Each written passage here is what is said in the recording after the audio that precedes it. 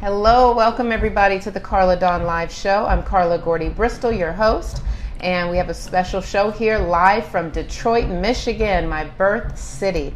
I'm so happy to be back in Detroit. Every opportunity I get to come home is always a fun, exciting one, and I'm on the fast track here.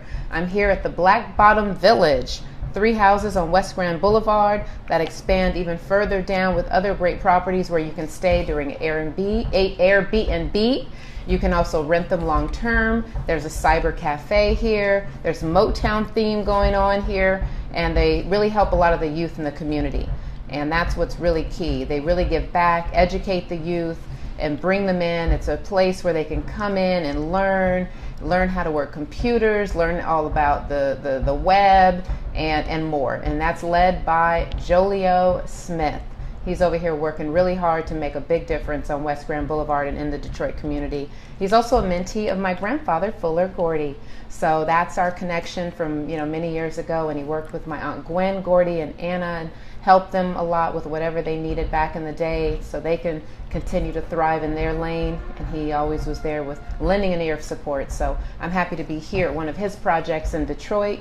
And I've been on the radio stations here, have a television show coming up. I'm judging a talent show. So I'm busy up here in Detroit, but it's all worth it. But right now, I'm excited because I have a wonderful guest that's here local in the city, another person making a difference, David L. Head. And he is an author, he is a historian, and he's also involved in STEM research, education, yes. STEM education. Mm-hmm. Welcome, how are you? I feel great. I finally let you speak, huh? I know you're like, am I going to get a word? Well, it's just enjoyable to be here with you and Joe. Oh, well, thank you so much for coming in today. Mm-hmm. It was I just recently was told about all the great work you're doing, yes. and thought it'd be perfect fit. Jolio said, here's a few people in the city doing some great things, and he knows that's what I like to show on my programming, to educate my audience, inform, inspire, motivate, and then have fun, right? Everybody, we always have some fun on the show.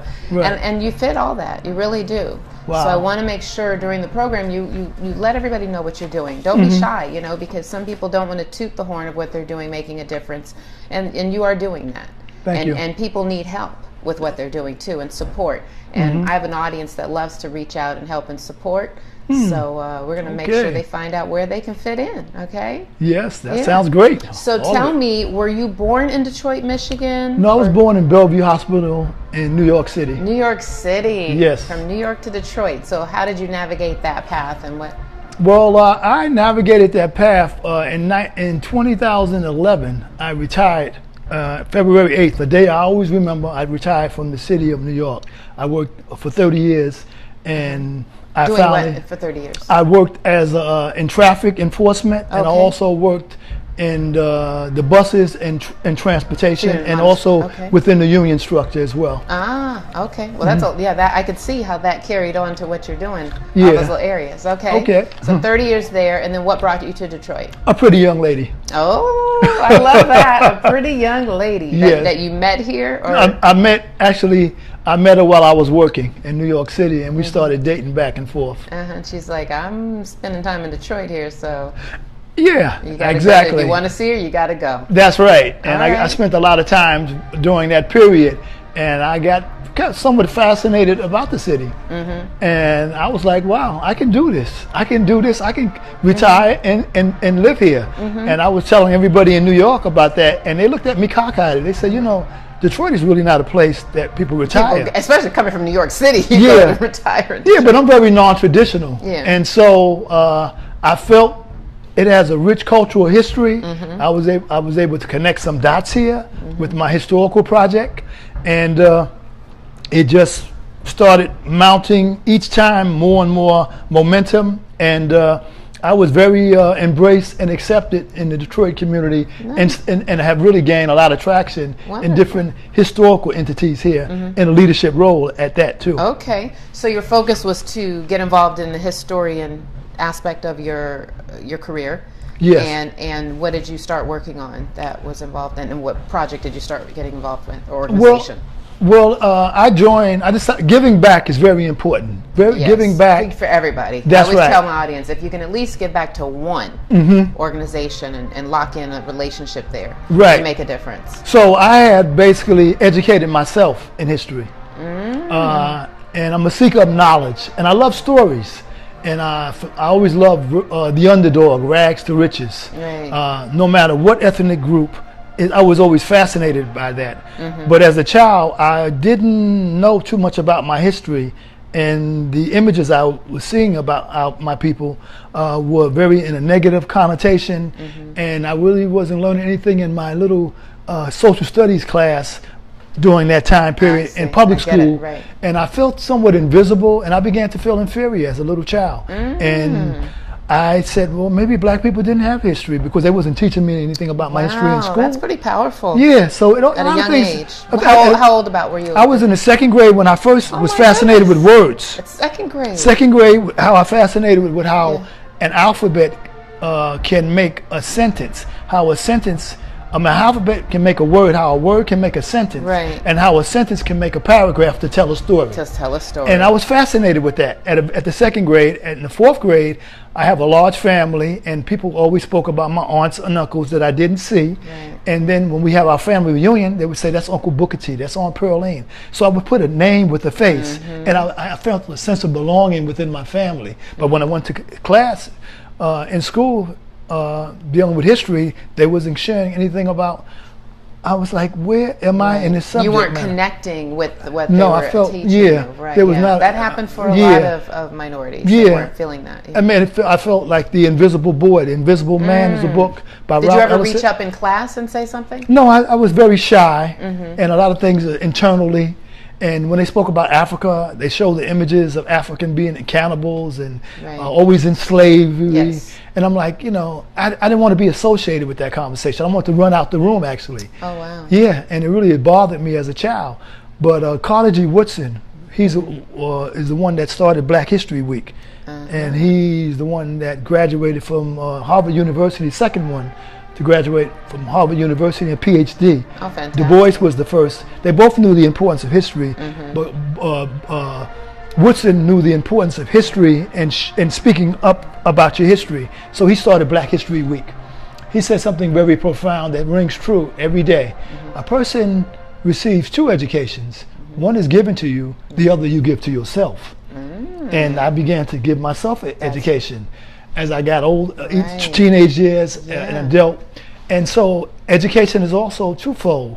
One is receiving the education, obtaining it. The other, the utilization. How do you apply it? Yes. And so when I joined the Black History Committee, I began to apply the knowledge, the limited knowledge that I knew. Right, yeah. And my scope began to broaden because I was also write, because I like to write. And I would write something every year for our ranking and file for our Black History celebration. Oh, nice. And something about our heritage. How nice. And that's where it began expanding my horizon by taking on the responsibility and playing an intricate role with the theme of every year, the keynote speakers, the pictures that we put on, and the people that came out on the program, so the program could be dynamic. Okay. And people can come back. That's really great. No, that started in what year? That was in 1991. Okay.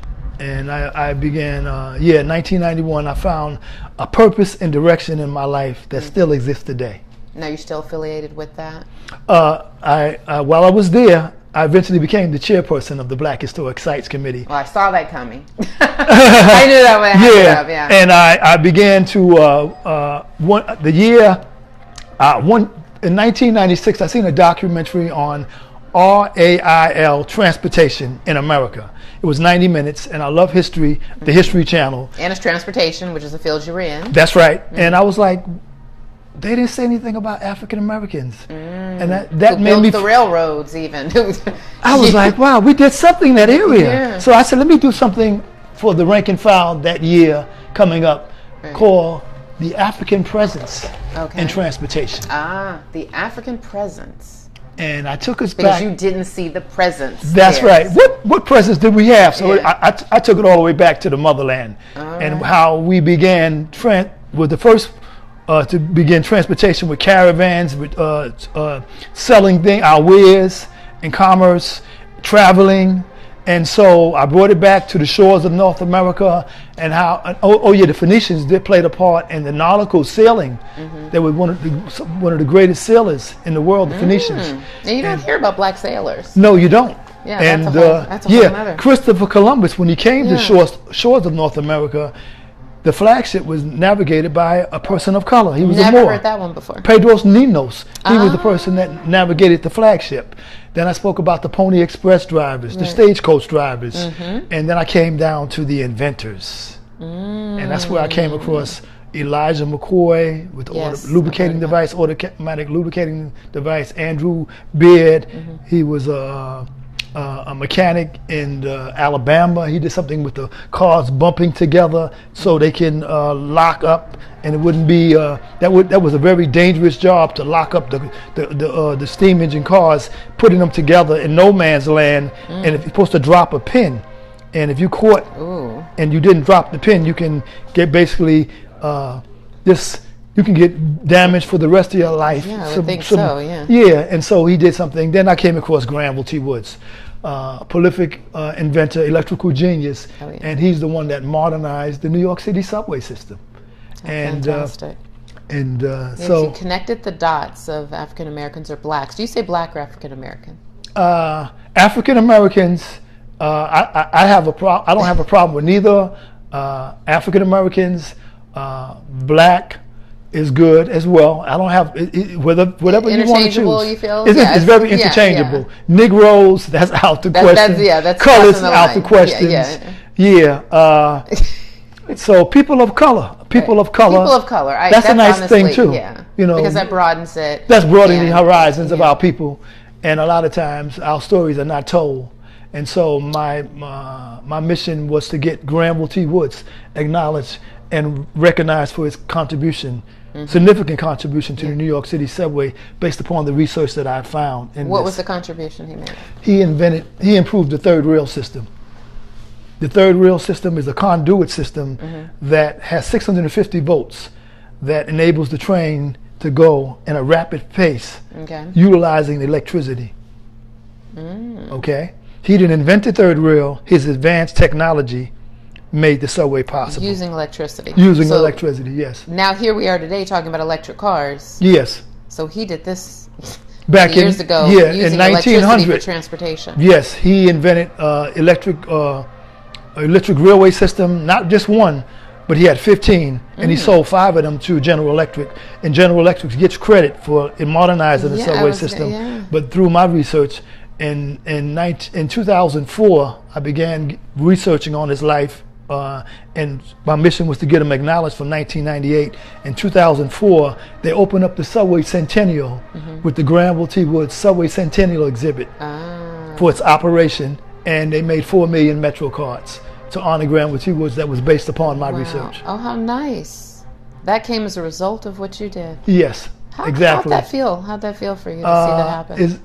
There's no measure, monetary measure, that you can get the gratification of seeing it and putting forth the effort. And I got a lot of people that said, well, you're not really a historian. They're not going to really accept that. They're not going to change history. But you never know what can happen. People trying to deter you from That's following right. your Skeptics. That didn't feel that was going to happen. They didn't feel that was going to happen. And quite often people listen to those individuals and they give up their dreams or their passion. That's right. But what made you persevere and continue to move Because forward? I'm a very determined person, and I believe that the spirit of Granville T. Woods, the spirit of my ancestors, the spirit of my father, it would push me. And I had my mentor, Abiola Sinclair. She also inspired me. She wrote this book about the Black arts movement, about the Harlem cultural and political movement of the 1960s and the 70s. And she was my mentor. And she wrote, she had a magazine called the Black History Magazine. And her first edition was Genius of the Railroad, Granville T. Woods. And while I was doing research on Granville T. Woods, I came across that, and I connected with her, and our kindred spirits locked. And I became the distributor of the Black History magazine. She was the one that said, David, you should try to get something for Granville T. Woods. So I stand on the shoulders of Abiola Sinclair and another gentleman that was able to get a nameplate at his burial site and a school named after him. How wonderful. Middleton A. Harris. He wrote a book called The Black Book. The Black Book. Yeah, I've heard. Yeah, and he was able to I've get. heard of someone who did. Yeah. Yeah. Unfortunately, he tried to get Mr. Woods acknowledged in 1975 when they opened up the Transit Museum, and they said, "We thank you for the information you gathered on Mr. Woods, but if we was to put everybody in the Transit Museum, it just wouldn't be enough people to do that. But you have a good day. Thanks you anyway." So I come back in 2004 and presented the research that I had. They called me in, and I had everything prepared. Okay. The research was done, and I was able to connect Granville Woods third rail with the New York City subway, a paper trail. How awesome. Yes. Well, look at that. That's a lesson to everybody, my viewers, and shout out to everybody watching. But to not give up. And That's to right. believe in yourself, like you said. Right. Believe in you, believe what your decisions and thoughts and plans are, and just keep going. That's right, always. Yeah. Always. And you have others that are supportive and, that encouraged you, and you don't want to let them down. That's right. That makes a difference too. Because well, once I got on course on the destination I needed to be, I knew I was on that route where I can get him acknowledged, and I got closer and closer. I was finding out more and more things. It was kind of scary, so in a way, because I thought about it and I prayed on it. I called upon the name of Granville Woods. I went to his burial site. I prayed, and everything I heard voices in my mind to tell me what to do. And every time I did it, I found things, believe it or not. Yes. And so I knew I was on course, and nobody was going to change. So I was just going to say, no one was going to take that and change that. Because I could hear it, and I was on the path. That's great. That's great. Listen to your inner self. And That's right. To those. That's there right. are people guiding us, and we have to be in tune with that. You must call upon those spirits. They're there for you. They are there. And sometimes you got to humble yourself, Supreme and our ancestors, and they will come to you. Right. Yes, right. all the time. I believe that. And I goodness. tapped into that. Yeah. And the rest is history. My goodness. So today, bringing that forward, you continue to work on all these projects, and what was your transition from there to what you're doing now? Okay, well, I always wanted to come to the Charles H. Wright Museum in New York. Charles H. Wright Museum is the largest African-American museum in the world before they built the one in D.C., which was recently. So it's been before going. D.C. is the Smithsonian? Which The Charles H. Wright Museum on African-American culture. Here in the city of, is the largest one now. The one in D.C. is now the Smithsonian. Yeah. But before they built this one here, the Charles. This was the largest one in the world. Really? And I always wanted to come as a historian, Because it was the largest in the world. And that's why I wanted to come to Detroit, to go to the museum. That was the real connect. You found a girl in Detroit, and your museum that you want to be at, you were like, yes. Yeah, yes. That helped. It's a perfect combination. So they told me, I said, well, let me go there. And I showed them what I had. And they embraced the research that I did. Oh, wonderful. And they integrated my research into the Inspiring Minds, African Americans in Science and Technology. Nice. Charles H. Wright, he was a man of science. Okay. And so they wanted to showcase the pioneers in science. And in November of 2012, they opened up this exhibit. And I was on the opening panel. And they wanted to know what inspired me, and I gave them a mouthful. I'm sure you did. Yes. Yeah, your inspirations are some that are unseen. But and in June of 2013, me and my colleague, Dr. Terrence Dillard, we founded Meet the Scientists. I love that. And Meet the Scientists brings out modern day trailblazers, because a lot of the pioneers have passed on. So we want to bring out modern day trailblazers. African Americans that look like me and you, that have been successful on their journey. Right, through science. That's right. Science, technology, engineering, and math. We have some great presenters, engineers, inventors, and there's different kind of engineers, civil engineers, mechanical engineers, environmental engineers, electrical engineers, and we had the whole slew of them. Medical doctors. And what we asked them to do is share their inspirational story of why they went toward that career path. What were some of the obstacles, challenges, and barriers that they have to overcome? That's what I love talking about. Yeah. And what are some of the, now that they have went through that process and been successful, what are some of the rewards that they have? And some of their envisions for the future? And at the end of the day, let the kids know that you can do this too. You can do it. All things They need to hear that possible, from not a basketball player, no, someone not a that looks singer. like There's them. nothing wrong with that. Right. But it's so much emphasis on every time you see a black man, he got a basketball in his Right. hand. He has to be an We do that entertainer. extremely well. But beyond that, we also are great yeah. people in science, technology, engineering, Right. and math. Right. And they need to see these people and get directions from them. Right, Yes. right. Very technical minds, and you have to develop those and encourage and That's guide right. and motivate. It's a Exactly. great program you put That's together. right. So, wow, you've really been a welcome for that museum. So we're still in existence. Yeah. 2014, we just had Sandra Little. She's a professional architecture. Okay. And she has a firm here in Detroit. Nice. And she has a history of architects in the state of Michigan. Oh, right. And she has a summer program as well. Tell me about the program so people that can that Yeah, are the in Michigan. program is at the University of Detroit and Mercy. Okay. They need to contact Detroit and Mercy. Okay. And they have And a they can whole find out about that program on program. that, yeah. Wonderful. During the summer. And look up Sandra Little. She has a firm here, Nice. Centric Design is the Okay. name of her firm. Very good. And she has a rich history of African Americans in that space. And she's the first one that gathered that. It's awesome. I was like, wow, I didn't know anything about this subject matter. Everything that she told me was new. I mean, it goes way back in time. These African Americans that were, quite successful. There was a man in Kalamazoo named Mr. Arthur White, and he constructed a lot of buildings that still exist in Kalamazoo. Is he a developer or He was a architect? construction builder. Uh-huh. He was in construction, but the title, he never had a formal education, so you can call him an architecture, even though he never went to school. Right. Some of the hospital up there, the synagogue, Jewish synagogue is up there, the high built school, all those. and they're still in He did existence. massive structures that are still there today. And that's right. So And that didn't have a shows, formal and she education. didn't know anything about him. So I educated Sandra. So even though she did research, there's Right. always There's always something out there. that somebody's somewhere. missing. Yeah. And so it's- that's that's one of the things I like to do: get information and then share it with my Right. audience. Exactly, because that makes a difference to that person, and they could take that hopefully and make Right. another difference somewhere else with. And that's what my foundation mission is. The David L. Head Foundation. I'm a 501c3 foundation. I was formed in 2006. Yes. After Granville T. Woods got acknowledged, I began to utilize that exhibit. They made an exhibit and they showcased it throughout the New York City in each borough. When it was done in 2005, they gave it to David L. Head. And I started a foundation in 2006. Okay. And so I use it as an educational tool to inspire curious young minds in STEM education. At that time, even before I came to meet to the Charles H. So Wright in Museum. 2006, you started the Foundation on STEM Education. And I utilize, that's my flagship project, the Granville T. Woods Project. And I come out in costume as Granville T. Woods. Oh, do you? Yes. Oh, okay. Yes. I did a documentary on his life, and I won a Bronze Telly Award. Oh, You can go to congratulations. YouTube and see Nice. that, Granville T. Woods documentary. Yeah. And I'm proud of that. Check it out, everybody. Look And at I that was able to documentary. get him acknowledged for being the inventor that modernized the roller coaster.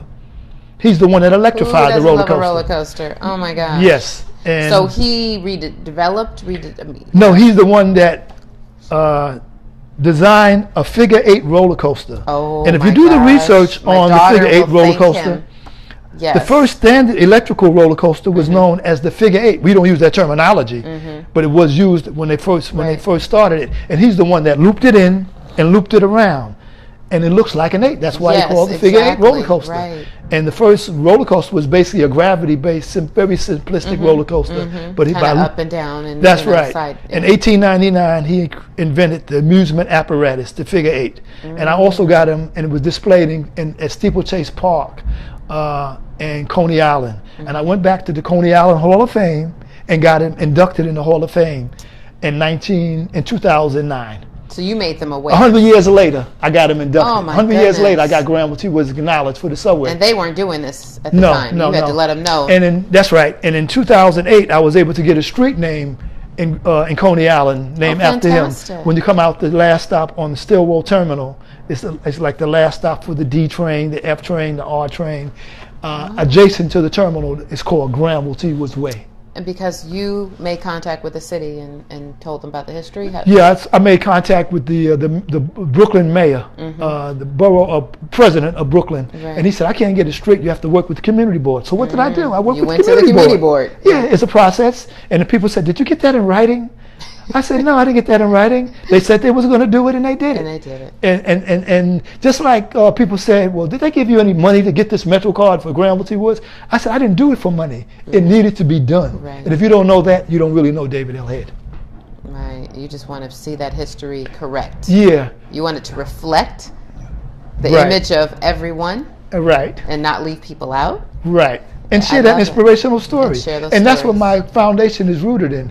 Sharing is a view to the past with a focus on the present and the future. So to share that rich information that we have through different creative mediums. Right. Absolutely. I totally understand that. And if everybody could do that, so not too many people have that drive and follow through. Yes. That you're doing. You know, a lot of people have an idea and they sit on it, or they do one or two things. They're losing out. Yeah. Because it's important to take on responsibility. Because taking on responsibility will broaden your horizon. It's like lifting weights. Once you start to pick up the weights, you start getting stronger. Right. The more you do it, you get stronger. Like, wow. You know, so it will expand mentally your horizon, your vision, your depth. And after a while, you find your voice, and the sky's the limit. Right, and that motivates you to do even more. Oh yeah, there's another story I want to do right here in the city of what would you like Claude Harvard.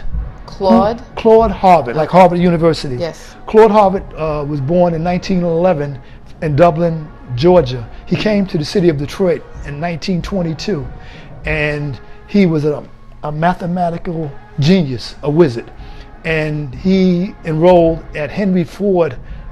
He had a training school, and he was accepted.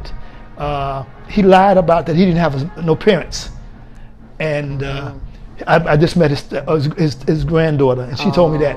I know a little bit about it. She told me more, but he was able to get into school, and they thought he was going to make it because it was very prejudiced at that time. But he was able to get through there, and he was at the top of his class always.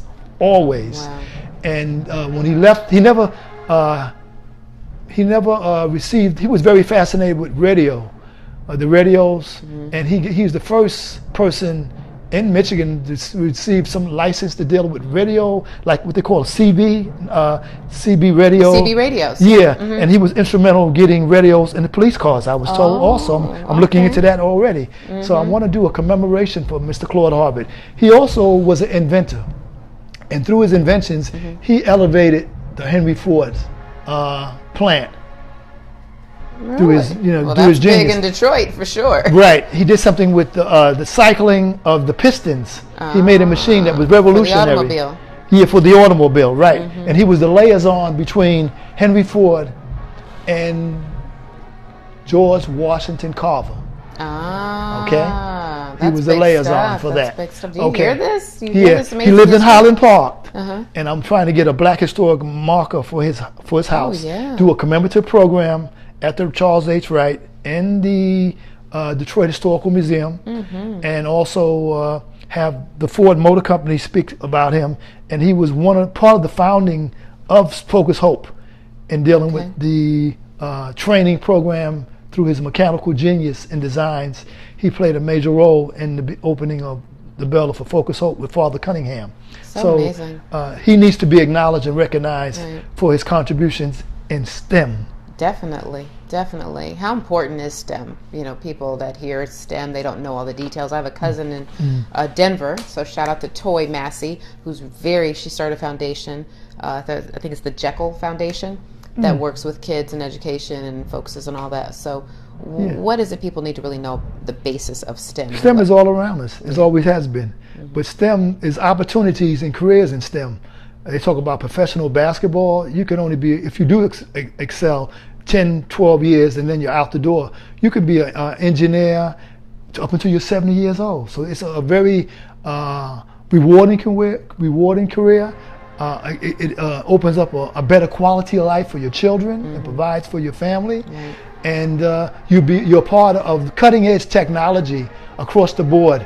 And the autonomous car, they got the new autonomous automobile. and wireless communication. There's so many things in STEM that surrounds us each and every day that we don't recognize. But once you get involved in that space, then you become more aware that, wow, it's right around the corner, right in front of me. Joe Leo Smith and some other STEM experts that have came through the doors of Meet the Scientists, we're putting together something more engaging for the youth that will turn the corner of Meet the Science and elevate it with more engagement with the children, with these STEM experts. And we're working along with somebody at the Charles H. Wright, Leslie Toms, to make that a reality. Yes. Through funding and also working with the Freedom Schools there with Dr. House. She's been doing some educational across the board with math, social studies, and she's been in existence for about 3 years, but they don't have a STEM component. Wow. And we want to integrate some of our STEM ideas.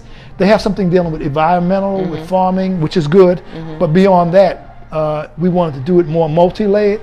So we're working on that to create a STEM cultural pipeline with entities like the National Society of Black Engineers, the Engineers Society of Detroit, COMTO, Conference of Minorities in Transportation. It should be everywhere, really. In all the schools. Thank you. Do you feel that the school systems around the country are really doing their role with the STEM research?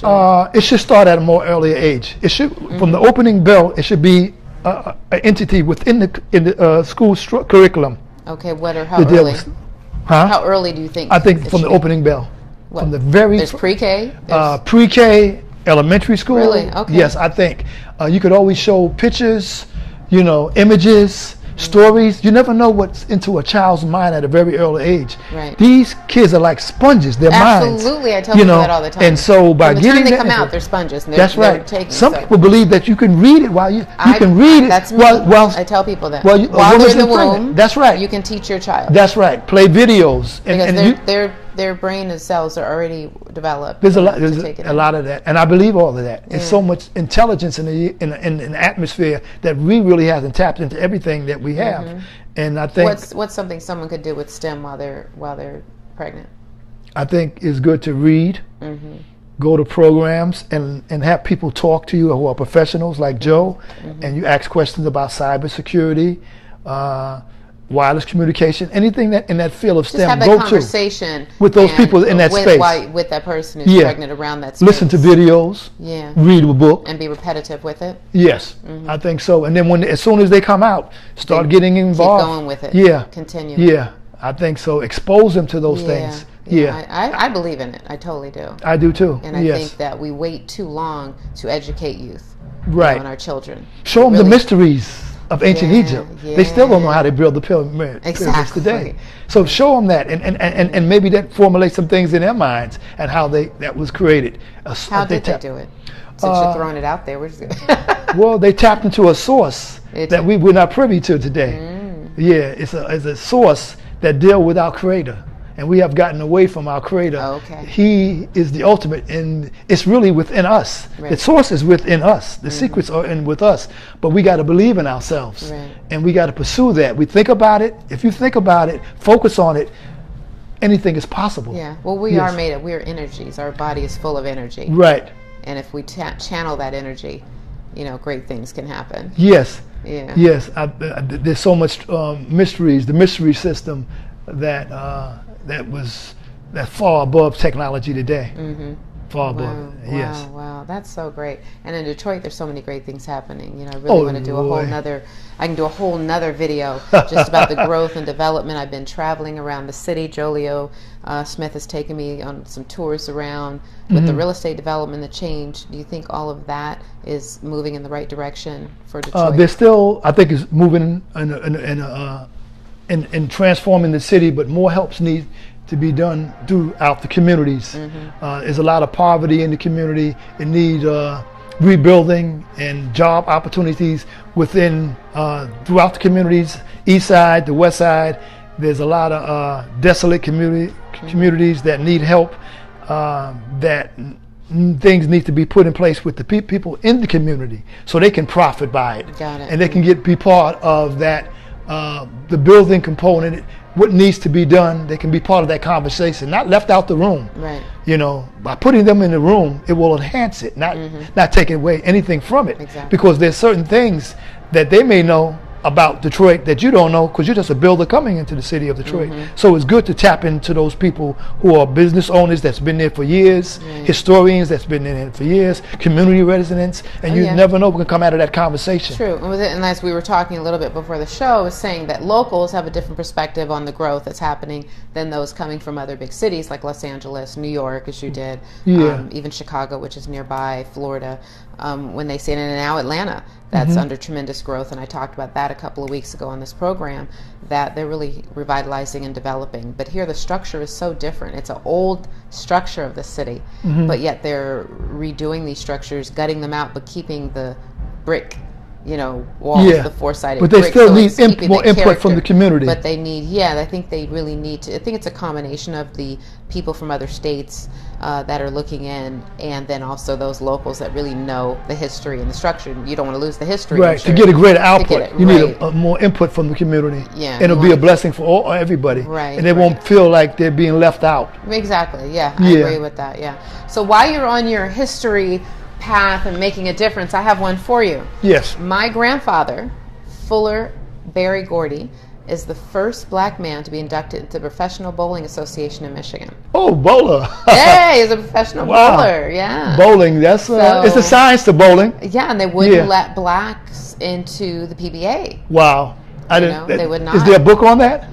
He has an official certificate that I received from the PBA. They did the research and they looked and saw that he was inducted. Okay. And he was the first black man. I wish you could send me a picture of him. Of him? Actually, I can share that story. I was gonna. This is what he looks like. Oh wow! This is Fuller Gordy. It looks like somebody I've known before. Probably looks like Barry Gordy, his brother. But this is him, and this actually is at an organization event that my mother and I do called Friends of Fuller Gordy, and we have every year a Strike Fest. We bowl because of his history in bowling. Okay. And so we do a bowling tournament. We have a concert because of music people. And where's this at? In Los Angeles. Oh, I was going to say, I thought it was in Detroit. I was like, I got to go in and check that out. We're bringing one here next year. It should be. We're going to have our first one in Detroit. So to all those who didn't know and those in Detroit, you'll be able to come out to the got a lot of bowlers here. Strike Fest in Michigan with the first black man to be inducted in the city of Michigan. So I'm really excited. Hopefully we'll get the PBA sponsoring and the Ford and Motown Museum and everybody on board for that. And Jolio Smith and Martha Reeves is going to be involved. She'll be performing. She's already told me she's committed to perform there. So we're excited about bringing it to the city where my grandfather grew up and where Motown was founded. That story needs to be shared. So we've had it for 11 years. Now we're in our 11th one in Los Angeles. But I really, that's some little history about him that, if you dig while you're out there digging and researching, if you get some more facts on that for us, we'd love to hear about how that went about. On his history and we have to sit down and talk. I mean, because there's some history to how he navigated to become inducted and what he was doing as a professional bowler. But they called him Mr. 700 because he bowled all strikes. Right. Wow. He had all strikes. Truly a story. Yeah, 3 games, all strikes. He's a pioneer. Yeah. And I don't know when did he start and bowling. And it motivated other bowlers. What year did he start bowling? I believe he was inducted in 61. I mean, actually, when did he start throwing his first pin? That's all the history. Yeah, that would be beautiful too. I got to talk to his 2 younger brothers. Because you must be talking about the 30s. Probably, probably. Yeah. Yeah. So wow, that's a story to be. That's a story. That's a movie, actually. Another movie. Yeah, a black male bowler. Yeah, I love it. Yeah. Sponsored by the PBA.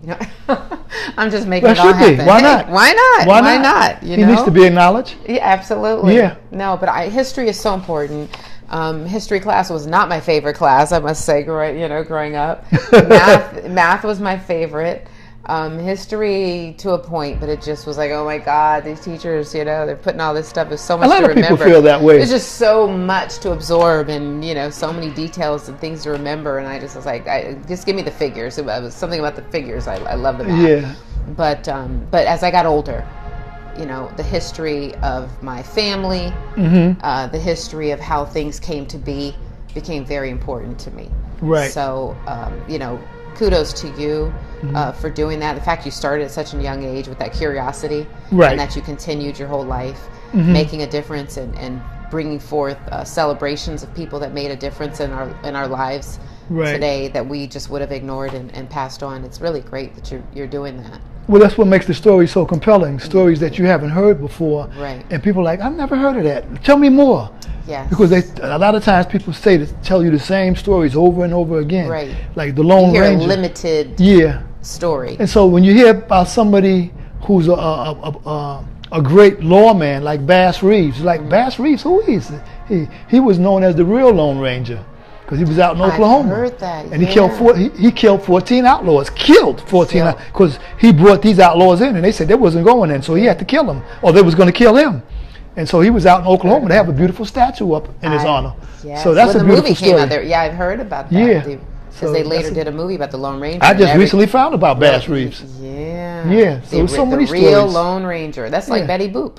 Betty Boop. You know the Betty Boop story? No, you can tell me about Betty Really? Boop. Betty I Boop heard, was actually a black woman. and where who was a she singer. from? She was I real? don't- She was a real woman, and Wow. she had that look. She did her hair the same way as the Very image attractive. that we see. Very attractive woman, yeah. fair complected she was. So they just kind of, a white woman saw her one day performing and stole her little gig Oh, and wow. started imitating her and doing shows. And they, yeah. Sophie Tucker. I think they and I forget the lady's name. Sophie Tucker and Mae West. I heard they stole Yeah, Mae West used from it. Bessie Smith. Yeah, absolutely. That's what I heard. Elvis Presley with Jackie Wilson. You There's know? a lot of stories that's similar. You know, not taking away No. anything about those people. I'm not hating on nobody, but they have a tendency to take things from us, but don't give the credit when That's all I it's say. time. I don't mind. You know? You know, take things we all. That's growth. You Yeah, know? that's right. That's a credit. That is. You want to pass things on. Let them take a little bit of that, something they like, but then say, I got this from this person. Exactly. But That's I made only it, being make respectful. It your own, and then add to it. That's all fine. That's all about life. And that's history. That's right. All that path is history. You know, changing. And We going all through. each of us take from each other, Yeah. and it's important to respect your ancestors and share those names because we stand on their we stand on the shoulders of them. We do. Yeah. We don't want their life to have no meaning. Right. And we're about coming up on the time to close out. What is this you want to show me? This is my book. How could yeah, I we get off the can't show close out about without telling the my book. book? Yeah, This is the book about Granville T. Wood's life and legacy Okay. from the moment he was born to the moment he passed, his trials, tribulations, and triumphs. Nice. Yes. Very and nice. he was an African-American communication and transportation pioneer Okay. during the dawn of the Let me electric see. age. And where When- can people find your book? My book can be found at, you can contact me on my website, David L. Head Foundation. You can also email me, DLHfoundation@nyc.rr.com, or just call me at 917-517-1770. And how can people be helpful to things you're doing? Of course, buying your book, Yeah. learning the history, but what else can they do if they're in Detroit or not? Even Well, if they can come out to meet the scientists. My Okay. book is also sold at the gift shop at the Charles H. Wright. So support Meet the Scientists. Come out. But come out with the learn. children because they need to see African American STEM professionals in that space. Yes. And we do that once a month from 2 to 4. It's free in the lower level in the Orientation Theater right next to the Inspiring Minds exhibit. Nice. So it's usually the last Saturday of the month Okay. from 2 to 4 on the lower Fantastic. level. Please come out and bring your children, your very friends and family. Oh, that's some great nice. presenters. Right here in Detroit. There's so much happening. Oh, there's some good stuff happening. Yes. Yeah, I saw a lot of happy people out socializing, eating in restaurants, on the patios, walking the streets. I mean, it was really, really nice. Jolio took me on a tour today downtown Detroit. Yeah. And I was really, really excited about everything I saw, you know. Okay. And there's So- still more room for growth in the outer areas. Yeah. And I was at the Motown Museum today. I took a tour of my Aunt Esther Gordy Edwards. that's powerful. Yeah, she founded it many years ago, and in the 70s, and I think it was like 75, something like that. And I used to help when I was in college at Michigan State, and I would come and spend time with her and help do work in the museum. And every time I come, it's just changed so much. My cousin Robin Terry, who is running that as the chairwoman, is doing a phenomenal job. The growth, and it's under a $50 million renovation project. So all support is needed. If you love Motown history and you want to keep that original house, the Hitsville, USA, preserved, you know, please send me a message of anyone that would like to sponsor and support, because it's those dollars and they're helping the community. That's right. As you say, it's programming, and the history, as you know, is so important of Motown story to continue that legacy going on. I like to say that I am also the chairperson of the Black Historic Sites Committee, which is an affinity group at the Detroit Historical Museum. Oh, and that wonderful. was established by Ernest C. Brown Jr. He was a city councilman, a World War II veteran, and he wanted to promote and preserve and share the story of African Americans in the Detroit metropolitan area, metro area, and by creating Black Historic Site markers. Recently, we kicked off our tours in over a decade, a couple of decades. We finally kicked off our Black Historic Sites tours Saturday and was sold out. And we went to beautiful sites, and it was a $35 fee, and we had lunch at Burt's. And then at Burt's, let's give a shout out to Burt's. Yes. And we closed it out. London and his family out there doing Burt's. We went to Detroit 67, a marker at the end, and then we closed it out at Motown. And Motown is such a beautiful place. That history is so preserved. That sounds like a fun tour. Yeah, I had to end it up at Motown. And ended up at Motown Historical Museum. Oh, that's a great way to end it. That's a great place to end it. That's right. I had to get that in. Thank you so much for sharing that. I'm sure. I love the tie-in. That's love right. it. You bring it Segue. all around. That's what we got to do. Segue. That's right. And I just am giving a personal shout out to the women of Motown. I have a special heart for all the women that help make Motown the legendary company that it is. We have Gwen Gordy, my auntie, Gwen Gordy Fuqua, and then we have Anna Gordy Gay, who had Tri-Fi Records. Gwen ran Anna Records, and you know, Lucy Gordy also had her role. Unfortunately, we lost her early in life. And then, of course, Esther Gordy Edwards, who stayed here in Detroit when everybody moved out to, her and Uncle George stayed here when everyone else moved to LA with the company. Awesome. And she held down and got that museum working when a bus came, and she realized that there was meaning to that structure. We didn't know it, but she said, hey, there are people out here really caring about people this were so building. Happy to be there taking pictures, all ethnic group. It was such a lovely atmosphere. But that goes into another segue, history. People cared about the history. They loved the music. They knew it was in LA and it was all over the world, but they wanted to know where it started, and they wanted to see it. That's right.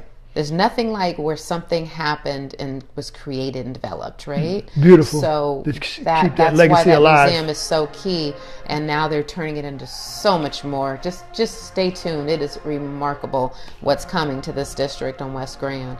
So I'm excited about it, and I'll probably be coming more and more to the city, hosting some television programs. I've been on some radio, and you know, why not? It's my home city. I want to do more and more things in my birth city is what I call it. Right. My home city I feel is LA, because that's where I grew up, but this is definitely my birth city, and my roots are here. Right. Yeah. I'd like to say something about Joe Leo Smith. Say it, please. And he's doing some great things at Cyber Cafe. He is. And I encourage the parents out there to bring their children here and to the Black Bottom Village. And Black Bottom is a rich history there. We did a lot of great things there, and we was removed from there. We was restricted in that area, but while we was there, we did some great things there. And so to keep that legacy, that name alive, and Joe, who's an engineer and much more than that, come out to meet Joe so your kids can learn some STEM education hands-on. That's right. Yeah, a lot of the Cyber Cafe and all kind of great things are here, and I've seen the kids coming in and out, and they're having big smiles on their faces, and they're leaving with knowledge, and that's what it's about. Yes, it's growing. That's right. It. All right, so on that note, I will thank you so much, for joining me today and sharing the wonderful history and your path and what you're doing, because I think it's remarkable. I really do, and it's fun to learn that. And thanks to Jolio for telling me about what you're doing. Okay. It takes somebody to pass the word around. It's an honor, and perhaps you can have my colleague on, Dr. Terrence Dillett. Yes. He's a cybersecurity expert in IT technology, and he's doing some great things. Oh, nice. And perhaps I would love another to. time. I did a show on cybersecurity out of Los Angeles. Okay. With a gentleman out of San Diego, but I would love to. Yes. Iran Sinai, I believe is the name. I'll give you his contact number. But I would love to do that. And I also give Dorcia Hart a shout out, because she has been so wonderful, and her and Jolio have hosted me here and they brought me in to do some great things with them. They've been trying to get me here, and I'm happy to be here. I was in Atlanta recently, and they plucked me before I could make it back home to LA. So here I am on this long trip. So for all my friends and co-workers and all in Los Angeles, and I'm like, when are you coming back? Did you move? No, I'll be back very soon, very soon. I've got a lot on my schedule this week, and then I'll be back in LA on another whirlwind schedule. But thank you for tuning in each and every Wednesday at 5:30 Pacific Standard. And I'm Karla Gordy Bristol, happy to bring you things of enlightenment, education, inspiration, knowledge that you can share with others, hopefully make a difference in your life and make someone smile today. Please do that.